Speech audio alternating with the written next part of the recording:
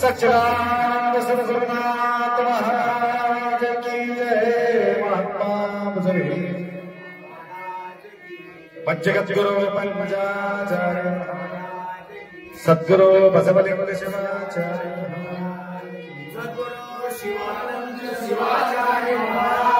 संत शिरोमणि मन्मस्वामी महाराज वैराग्य निधि अक्का महादेव माता त्रैलोक्य संपदाल्लेख समल्लेखन वित्ते सच्चिदानंदरूपाय शिवाय ब्रह्मणे नमः। यामाहुः सर्वलोकानां प्रकृतिं शास्त्रपारगा तां धर्मचार्यां शम्भो प्रणमामि परमशिवे।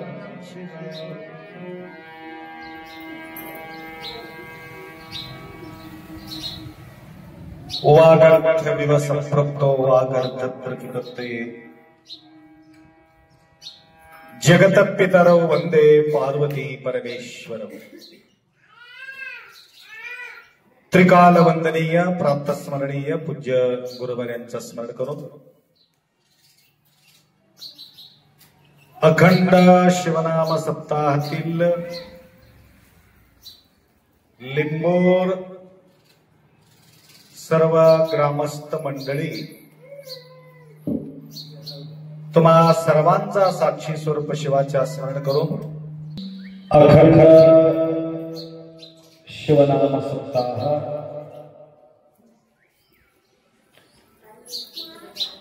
अनेक वर्षापासून या ठिकाणी आपण साजरी करत आहोत।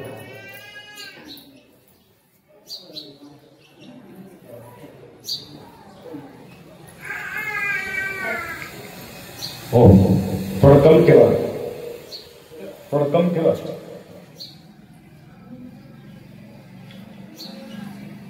मनुष्य जीवनातील अनमोल वेळ म्हणजे अखंड नामयज्ञ आहे। अनेक गोष्टी मिळो या न मिळो, परंतु अखंड शिवनाम सप्ताहातील जो आपण वेळ मिळून घेतो ना, त्यांच्या एवढा सौभाग्यशाली दुसरा कोणीच नाही. परंतु हे भाग्य मिळवून घेण्यासाठी सुद्धा भक्कम पुण्य लागते.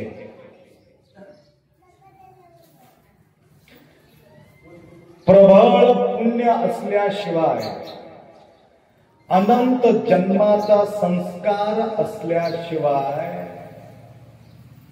आपल्याला सापडत नाही.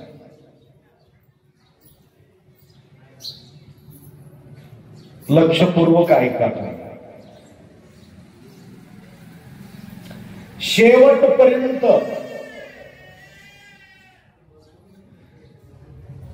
एक रनिंग असते. रनिंग म्हणजे कळलं का तुम्हाला? किंवा आजकाल क्रिकेट चालू आहे.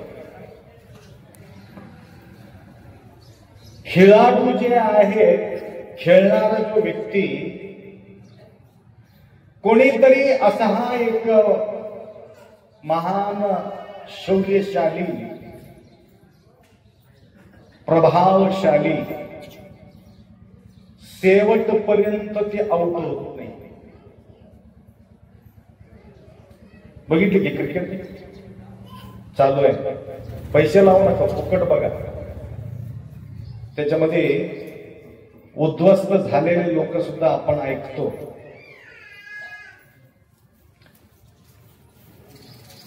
काय आउटच होत नाही असं काय आहे का?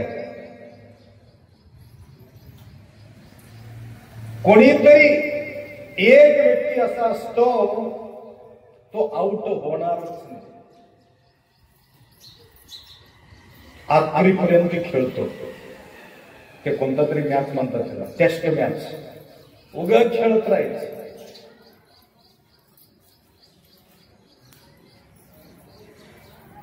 तस हे अखंड शिवनाम सप्ताह, त्यामध्ये आता एवढं तर जमा आहेत.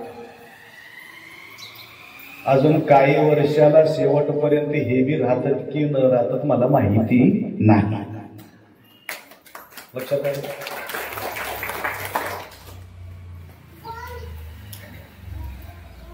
सुरू तर एवढं पब्लिक, बाबा लिंबू लोक भरपूर.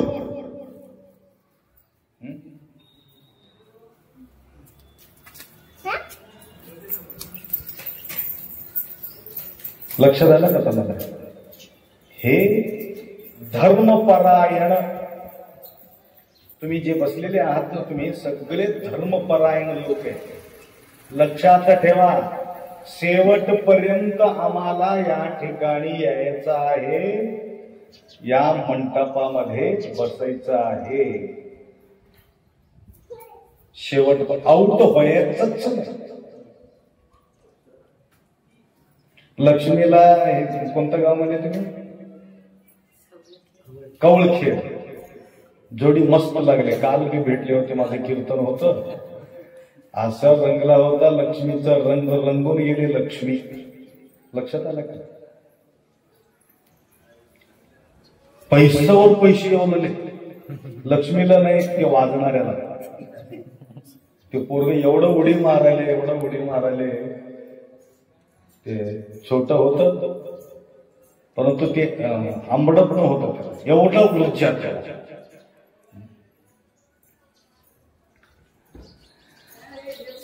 दररोज त्यांना आढळते, दररोज सेवाचा संधी त्यांना मिळत राहते. परंतु आपल्याला हे भाग्यात मिळू शकत नाही. त्यांच्या अखंड नाम चालू आहे. तुम्ही बी लक्षात ठेवा, आजच्या माझ्या प्रवचन आम्ही शेवटपर्यंत आउट होणार नाही. पुढल्या वर्षी तुम्ही येत नसेल तर काय समजून घ्यायचं, विकेट पडलं, विकेट पडलं. आता असंच तुम्ही येऊन बसत राहिलं, सिक्स चालू आहे, सिक्सर अजून आहे काय, हा सिक्स वर अजून काय आहे, सेंचुरी, सेंचुरी करणार आहे, डबल सेंचुरी करणार आहे, ट्रिपल सेंचुरी करणार आहे, आमचा बी सेंचुरी होणार आहे. सेंचुरी पर्यंत तुम्ही राहता या न राहता काही सांगता येत नाही. कोणीतरी आजोबा सुद्धा आहे बघा, पुढी पुढे आम्हाला म्हातारा सुद्धा बघायला मिळणार नाही. म्हातारे लोक पाहायला मिळू शकत नाही, म्हातारा कसा असतात म्हणून बघावं लागेल. त्याचा अर्थ तोपर्यंत माणूस जगणारच नाही, म्हातारा होईपर्यंत अधुरा. त्याकरता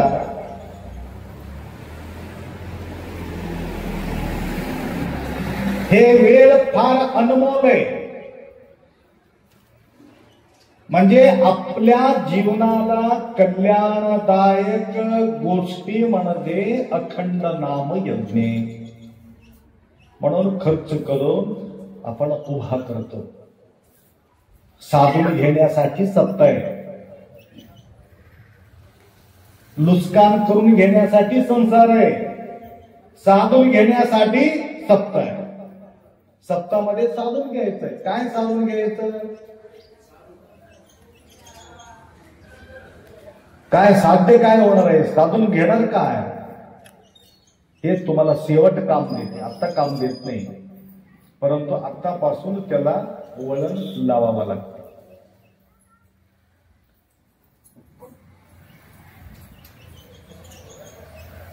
पांडव आणि कौरव हे बद्दल तुम्हाला बोलतो, तुमच्या लक्षात येईल. पांडवांचा संख्या जास्त होती की कौरवाच्या, कौरवाच्या संख्या जास्त होती.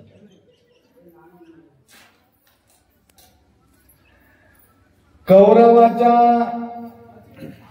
संख्यामध्ये धार्मिक लोक होते की न होते, धार्मिक लोक द्रोणाचार्य होते, कृपाचार्य होते, भीष्माचार्य होते,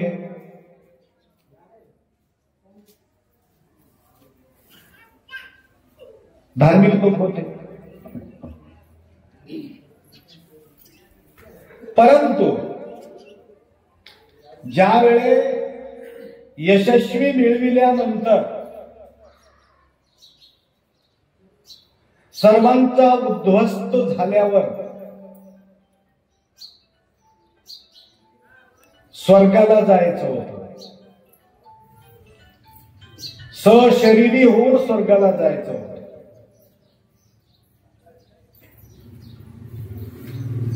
ऐकू येईल का तुम्हाला? खरा किती लोक बसले की ते बी मला माहित नाही. खरा किती बसले, खोटं किती बसले आम्हाला काय माहित नाही, ते तुम्हालाच माहित आहे.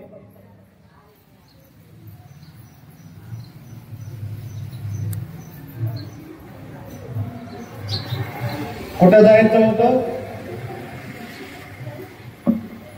स्वर्गाला. स्वर्गाला कोण जाते? स्वर्गाला कोण जातात? पुण्य केलेले लोक स्वर्गाला जातात.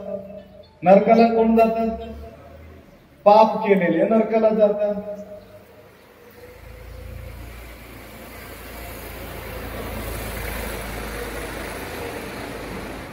ते पुण्यमाताद्य सुरेंद्र लोकम् अस्मिन् दिव्यां दिविदेव भोगान् ते त्वं भुक्त्वा स्वर्गलोकं विशालम् क्षीणे पुण्यं मृत्युलोकं विशन्ति. स्वर्गाला निघाले कोण कोण? पांडव,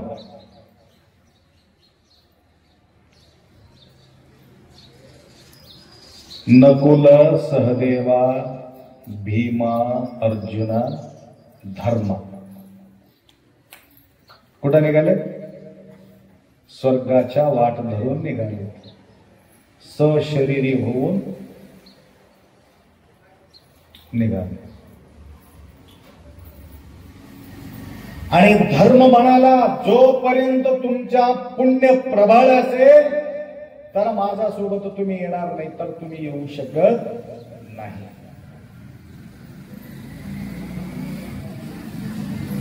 त्यावेळे जाता जाता जाता जाता दोन गळून पडले, नकुल आणि सहदेव. दादा आम्हाला घेऊन चला, तुम्ही आम्हाला सोडून जाऊ नका. धर्माला बोलतात ते दोघं, आम्हाला बी घेऊन चला, आम्हाला सोडू नका वाटणार. धर्म म्हणतो तुमचं कर्म बरोबरी नाही, त्यासाठी तुम्ही आमच्या सोबत येऊ शकत. आमचं काय? तरी म्हटलं आमचं काय चुकलं? तुमच्या सेवेत कमी पडलो का?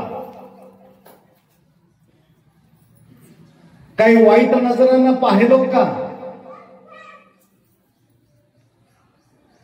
आम्हाला वाटते आम्ही कधीही चूक केलेले नाही, परंतु आमच्या लक्षात नाही. ते आम्हाला लक्षात आणून द्या, आमचं काय चूक आहे, आम्ही का गळून पडलो इथं. वाटामध्ये मरून जायचं होतं त्यांना, मरायला टेकले. आमचं गलती आम्हाला सांगा. त्यावेळेस धर्म म्हणतो सर्वात पंच पांडवामध्ये फार सुंदर कोण होते? पांडवापैकी भीम सुंदर होता, अर्जुन सुंदर होता, नकुल सुंदर होता, सहदेव सुंदर होता, काही धर्म सुंदर होता. सर्वात सुंदर असलेले नकुल आणि सहदेव भयानक सुंदर होते बघायला.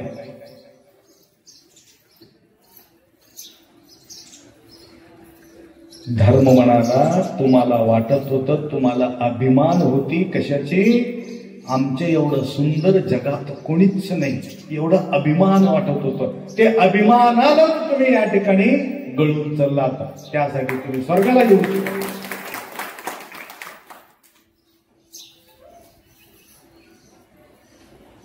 रूपाचा अभिमान मानू नका, धनाचा अभिमान मानू नका, आणि चांगलं कार्य करत असेल तर मी केलेले सुद्धा अभिमान मानू नका.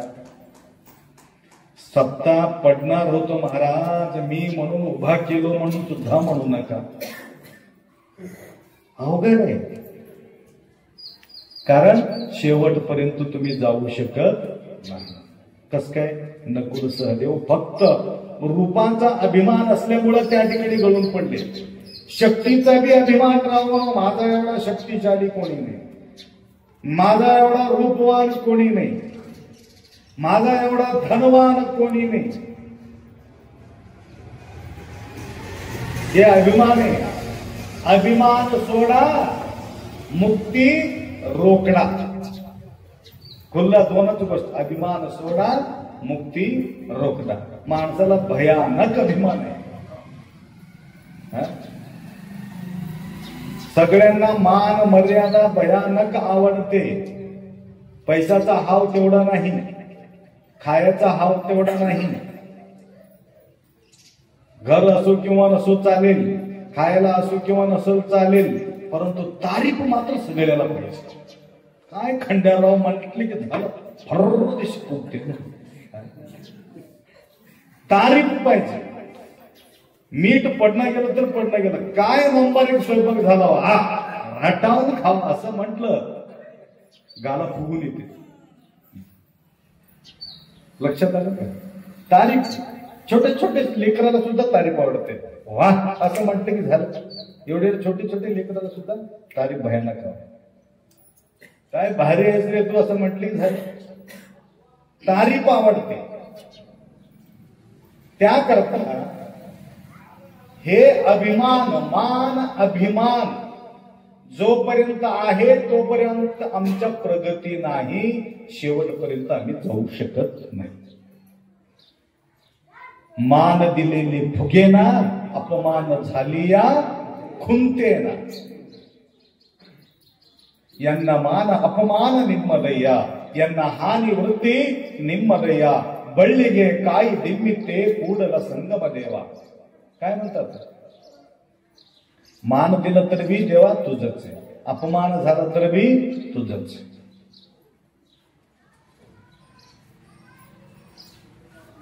मान मिळावा म्हणून करायचं नाही. ते लक्ष्मीला माहिती नव्हतं. मी मंगलसागीमध्ये तुमच्या लिंबूच्या गोष्टी बोललो. तू होतीस का ते? लिंबूच्या गोष्टी बोललो. काही वर्षापूर्वी तुम्ही एक माताजीचा सत्कार केले होते. सासराचा सेवा केल्यामुळं त्याचा सत्कार केले होते. आठवण आहे का? ते लक्ष्मीला माहिती नाही. मी तिथं बोललो. कुठं? मंगलसांगीमध्ये. तिथपर्यंत त्यांच्या गुणगान होते. म्हटलं तर इल्ली सल्लवरू अल्ली सल्लवर या, इल्ली सल्लवरू अल्ली सल्ल. तुम्ही सत्कार करणार आहे म्हणून ते सेवा केला नाही. त्याला माहिती होतं का तुम्ही सत्कार करणार आहे म्हणून? नाही, सेवा म्हणून सेवा केली. तसं या ठिकाणी म्हणून सेवा म्हणून सेवा करायचं आहे. मला कोणीतरी वाहवा म्हणतील, माझा तारीफ करतील, माझं गुणगान करतील असं म्हणून बिलकुल कधीच करायचं नाही. मान मिळालं देवा तुझंच आहे, अपमान झाला तरी देवा तुझंच आहे.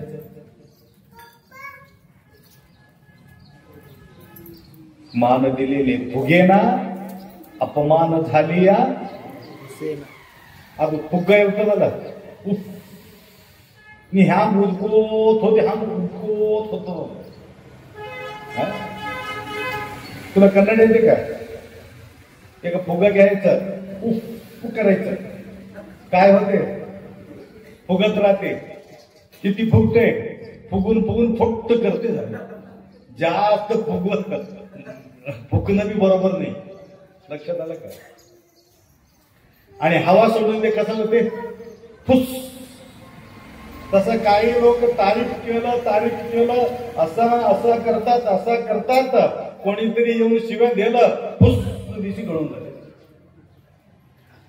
मान दिलेले फुगेना, अपमान झाले या खुंते. फुगायचं बी नको, उतरायचं बी नको. म्हणून नकुल आणि सहदेव तिथं पडले. का पडलं? काय होतं? रूपाचा अभिमान होतो. तुम्हाला रूपाचा अभिमान असल्यामुळं तुम्ही स्वर्गाला येऊ शकत नाही. थोडं पुढे गेल्यावर भीम पडला.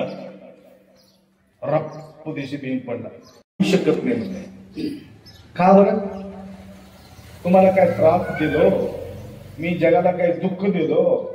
युद्ध बी केला तर तुमच्या मार्गदर्शनाखाली मी युद्ध केलेले आहे. पवित्राणाय साधूनाम विनाशाय च दुष्कृता. कृष्णांनी जे बोलले तेवढंच मी केलो. माझं काय गलती झाली? दादा मला घेऊन चला. भीमा तू येऊ शकत नाही. का बरं? काय गलती माझं सांगा ना.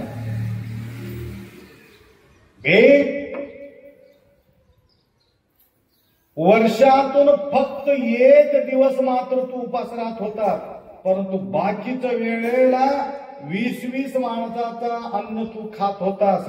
दुसऱ्याचा तू कधीच विचार केला नाही. दाबून खायचं म्हणजे खायचं, खायचं म्हणजे खायचं.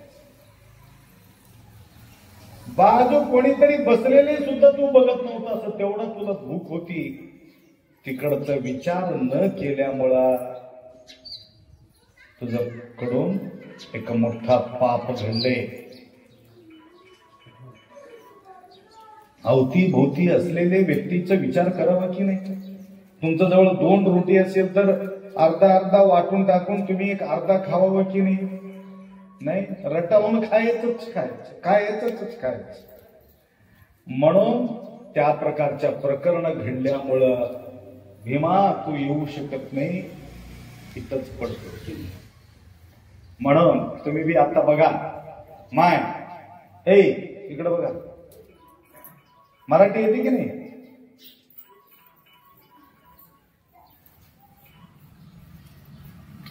वर्षातून एक दिवस भीम एकादशी राहते की या निमित्तानं भीमाचा एकादशी राहते. म्हणजे त्यांनी त्या दिवशी उपासात तसं असल्यामुळं त्यांच्या नावानं एक एकादशी आहे, अजूनही परंपरा चालू आहे. बाकीच्या वेळेला उपवासच नाही त्यांना. म्हणून कधीही जेवण करत असताना अवतीभोवती असलेले लोकांना या जेवायला या, इथं रोटी नसलं तरी मी उग्ग म्हणायचं या, हे झाले हो आता झाले. तसं विचारल्याशिवाय कोणी अन्न ग्रहण करू नका. लक्षात आलं का? भलते तुम्हाला अर्धा पोटाचं अन्न असेल तिथं. परवा गेलो एक ठिकाणी, ते केले होते 6 चपात्या. माणसं होते 3 की किती होते 4 माणसं होते. ते अर्धा आणून देवलेले. आणू का हे नाही पोट भरलं. आणू का म्हटले की तिथं संपले म्हणून समजून घ्यावं. आणि हो आणा म्हटलं कुठं आणते. आणू का असं म्हटल्याबरोबर समोरच्या माणूस वळकून घ्यावं, चपाती संपले. उलटा खोपडीचा ह्याला माहितीच नाही. विचार करायची गोष्ट आहे ना, थोडं पाहावं विचार करून. त्याकरता कोणीतरी तुम्हाला म्हटलं आणू का, नाही आणतो असला तरी घेऊन या म्हणायचं. जबरदस्ती एकोणी करू लागला असला तर नाही तर राहू दे. फारच विचारलं. आम्ही बारामतीला होतो, तिथं शब्दच तसा आहे. गेल्याबरोबर जेवता का म्हटलं की जेवतो म्हणून आम्ही जेव्हा म्हटलं तर काय होतं. तुम्ही तसं कोणी म्हणू नका माया कोणीतरी आलं तर जेवता का असं म्हणून म्हणायचं नाही. जेवण करावं म्हणायचं. जेवता का म्हणलं तर काय सांगू आता. नाही माय म्हणतो. भूक लागला तर मी नाही म्हणतो. मग वाडा म्हणतो का नाही. त्याकरता तुम्हाला सांगतो, अवतीभोवती असेल तर कोणी त्यावेळे तुम्ही प्रसादला बसला असेल, कोणीतरी हाक मारला असेल, खंडेराया आहे का घरी? हो आहे रे, या प्रसादाला बसलो, या 2 घास घ्या ना, या. किती खुशी होते त्याला. पोट भरून जाते, त्याला जेवायचं गरजच नाही. थोडं कामात हवं नंतर या असं म्हणायचं नाही. तसं भीमाचा चूक झाल्यामुळं काय घडलं, स्वर्गाला जाऊ शकलेले नाही. नंतर अर्जुन पडला वाटावर. दादा मी का पडलो?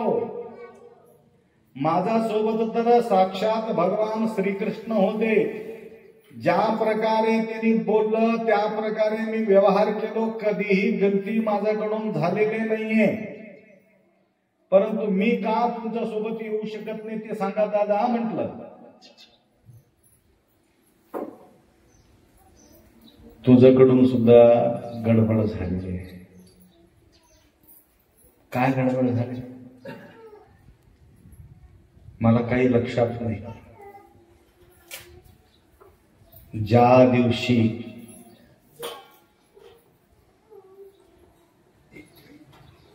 द्रौपदीचं 5 लेकराच्या हत्या केल्यामुळं त्या दिवशी तू संकल्प केला होता, एका दिवसामध्ये ज्यांनी हे कृत्य केलेले आहे त्यांच्या बदला एका दिवसामध्ये घेतो म्हणून तू म्हटला होतास. परंतु 1 दिवसामध्ये तू बदला घेऊ शकलेले नाही. 18 दिवस आम्हाला युद्ध करावं लागलं. त्यासाठी त्या ठिकाणी सुद्धा तुझं खोटं ठरल्यामुळं तू येऊ शकत नाही म्हणून कोणाला पैसा देतो म्हणून आश्वासन देऊ नका. देतो देतो म्हणून सतू नका. होतच नाही बोलून टाका. लक्षात आलं का तुम्हाला? आपल्याला कोणालाही आश्वासन द्यायचं नाही. आपला प्रमाण त्या ठिकाणी करायचं नाही. तसं ह्यांनी शपथ त्या ठिकाणी घेतल्यामुळं त्यांच्या शपथ वाया गेले. 18 दिवस त्या ठिकाणी युद्ध करावं लागलं. म्हणून तू खोटा ठरलास. त्यासाठी तू बी येऊ शकत. आता किती लोक राहिले? धर्मराजा एकच राहिला. चलत होता काही थकवा ना रुकाट, बिना थके बिना रुके चलत होता. त्याच्या मागे एक कुत्रा लागला. हळूहळू कुत्रा लागले. कुत्रा बी पळत होता आणि तिकडून विमान, पुष्पक विमान खाली उतरलं.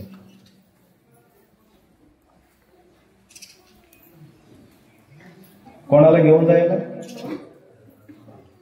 धर्मराजाला घेऊन जाण्यासाठी पुष्पक विमान देवेंद्र, साक्षात देवेंद्र घेऊन त्या ठिकाणी उतरलं. दादा बस, पालखीमध्ये बस, तुम्हाला तिकीट काढायचं गरज नाही, उडून जायचंय बस. त्यावेळी मागे बघितलंय पुत्र होत. त्यावेळी त्यांनी म्हटलं, नकुल, सहदेव, अर्जुन, भीम आमच्या सोबत येऊ शकलेले नाही, परंतु हे कुत्रा मात्र मला सोडलेले नाही. त्या कुत्रासोबत मी पालखीत बसतो. त्यावेळी म्हटलं, कुत्र्याला अधिकार नाही कुठं स्वर्गाला यायचं. कुत्र्याला अधिकार स्वर्गाला यायचं नाही. कुत्र्याला यायचं स्वर्गाला अधिकार नाही म्हटलं तर मी सुद्धा स्वर्गाला येऊ शकत नाही. त्यामुळे तुम्ही का येत नाही? माझा विश्वास करून ते कुत्रा माझा मागे लागले आणि त्याला अधुरा सोडून मी या बर्फामध्ये, या डोंगरामध्ये थंडगार बर्फ पडू लागले, हिमालय, त्याला एकट्याला सोडून मी कसं येऊ? ದಯವಿಲ್ಲದ ಧರ್ಮ ಅನಾವುದಯ್ಯ, ದಯವಿರಬೇಕು ಸಕಲ ಪ್ರಾಣಿಗಳೆಲ್ಲರಲ್ಲಿ, ದಯವೇ ಧರ್ಮದ ಮೂಲವಯ್ಯ. दया हा धर्म का मूल है, मैं उसको नहीं छोड़ सकता, वो साथ में आता हूं मैं. त्यावेळी कुत्र्याच्या रूपात असलेले धर्म उभा राहिले. धन्य धन्य तुझा धर्माला, तुझा धर्म कार्याला. लक्षात आलं का? म्हणून कुत्र्याच्या रूपात असलेले व्यक्ती चला जाऊ म्हणून दोघही एरोप्लेन मध्ये बसले, उडून गेले. कुठं? स्वर्गात. तसं या ठिकाणी बसलेले जे बी काय आहेत ना, हे सगळे तुम्ही सगळे माझ्यासोबत स्वर्गाला येणारे आहेत, बिलकुल संशय.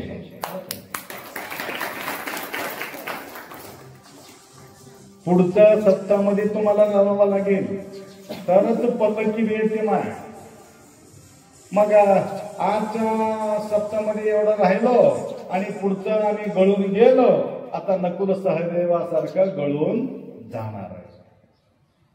शेवटपर्यंत चलायचं असेल, सप्ताह बंद पडेपर्यंत आम्ही हे सप्ताह सोडायचं नाही. संकल्प करायचा. 7 दिवस सातत्याने संपूर्ण टोटल वेळ या ठिकाणी आपल्याला दिलं, आमचं जीवन सार्थकता होते. त्याकरता लिंबूर या नगरी अत्यंत आवड, अत्यंत प्रेमळ, अत्यंत श्रद्धा भक्ती असणारे सर्व भाविक भक्त माऊलीच्या प्रती तुम्ही निष्ठा बाळगल्यामुळं फार लांबून आलो, दुरीने आलो तुझी या भेटी म्हणून काल सुंदर पद म्हटले होते. लक्ष्मी दुरून दुरून दुरून धावून येण्याचं एकमेव कारण आहे, त्यांच्या नाव तुम्ही घेत असल्यामुळं आम्ही तुमच्यापर्यंत यावं लागतं. दुसऱ्या कुठल्याही कार्यक्रमाला टाळता येते, परंतु सप्ताह केल्यानंतर त्या ठिकाणी टाळता येत नाही, कारण भगवत लीला ते आहे. त्याप्रमाणे तुमच्या सेवेचे प्रतिफळ म्हणून सद्गुरु माऊलीचं प्रवचन आहे. बघा चैनपुराण आली होती, किती निष्ठा आहे. हेड्डे बाबुराव हेड्डे होता ना पहिले, त्यांच्या भाऊच आहे वाटत बाबुराव हेड्डे. हे सगळं टोटल ते हेड्डे परिवार पुरा समर्पित लोक आहेत. त्यांचा मुलगा मला एक येऊन भेटले, प्रवचन ऐकला त्या दिवशी चैनपूरमध्ये, तमलूर पर्यंत आला. येऊन आप्पा मला काही गोष्टी विचारायच्या आहेत म्हणून विचारलं. विचारले बाळा विचार म्हटलं. बघा किती आवड असेल, निष्ठा असेल, आचार विचार बाळगणारा. ते बाबूरावचा मुलगा आहे का ते? ते पुण्याला राहते बघा.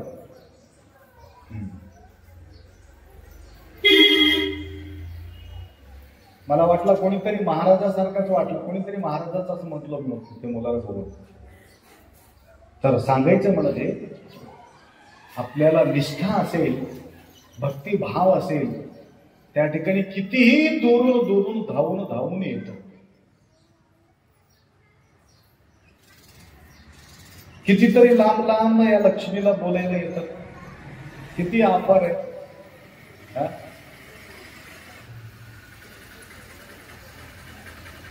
काही ना काही प्रभूचा देण आहे.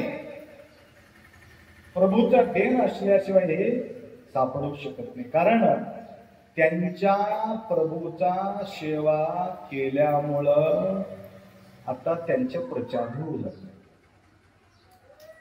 घरी बसला असला तर त्याला कोण बोलित होते?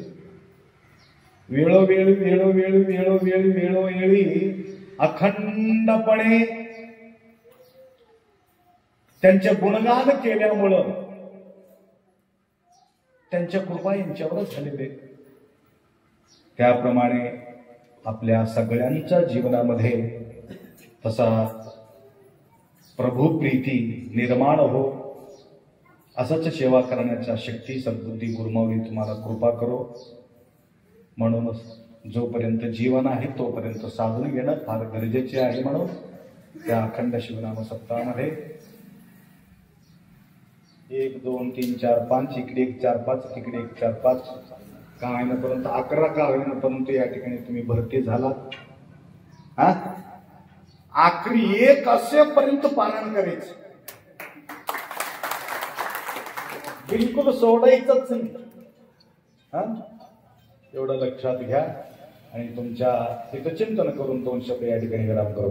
सांब जय नम पार्वते हर हर हर हर हर हर